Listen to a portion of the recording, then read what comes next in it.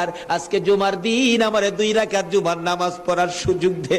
ও নবীর উম্মতেরা, নবীর আশিকেরা, হুসাইনের আশিকেরা গো, এই 2 রাকাত নামাজ জুমার নামাজ ছাইরো না, আমার নবীর শাফায়াত নসিব হবে না। রক্তে লাল হইয়া যদি হুসাইন 2 রাকাত জুমার নামাজ পড়তে পারে গো, আজকাল থেকে কথা দিতে হবে জীবনে কোনোদিন জুমার নামাজ ছাড়তে পারবা না।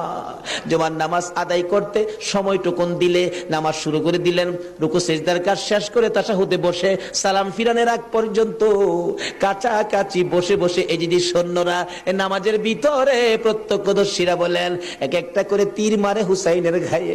ডান দিক দিয়ে যদি তীরটা মারতো, বাম দিক দিয়ে বেরিয়ে যাইতো, সামনে দিয়া মারলে পিছন দিয়া বেরিয়ে যায়, এই কিসিমের তীর গো নামাজের ভিতরে বাহুতুরটা তীর লাগাইছে।